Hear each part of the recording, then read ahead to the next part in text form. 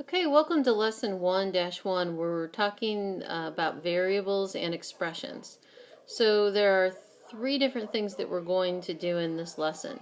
The first thing that we're going to do is to change a written expression into a algebraic expression. Okay, so an example of that is the quotient of a number in 2 increased by 7.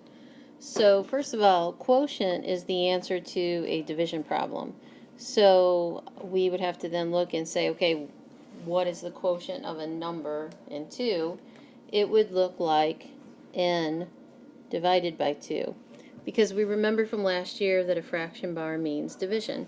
So it could be any variable though. It wouldn't have to be n. It could be x or y or whatever variable we would pick.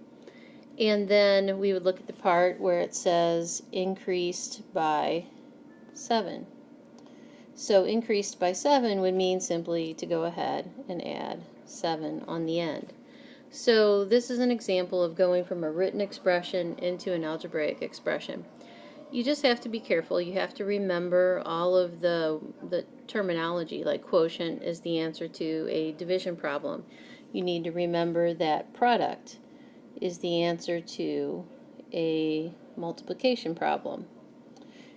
Let's see, sum is the answer to an addition problem, and difference would be the answer to a subtraction problem. Those aren't the only words or terms that will be used, but those are some of the most common. Okay, the next type of problem that you'll be asked to do on the homework is you'll change an algebraic expression into a written expression. And with these, there are usually multiple ways that you could do this. So let's put down an algebraic expression, something like p squared plus 3p. How would we write that out in words?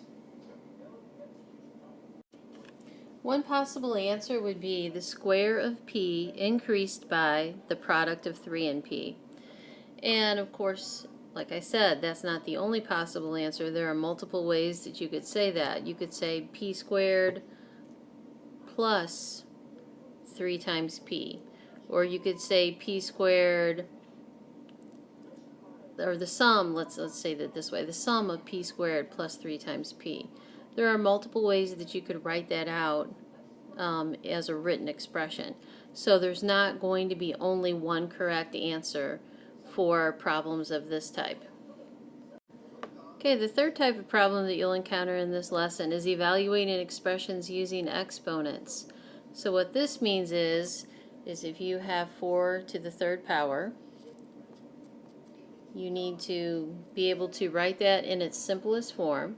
And we should remember that 4 to the third power does not mean 4 times 3. 4 to the third power means 4 times 4 times 4. And then we would go ahead and multiply those. 4 times 4 is 16. And then 16 times 4 is 64. Okay? So you need to be able to evaluate expressions using exponents. So this is a fairly simple lesson. Like I said, the hardest part sometimes is with taking the verbal expressions and making them into algebraic expressions. But it shouldn't be of too much difficulty. You just have to remember all that language, what the terms product, quotient, sum, and difference means.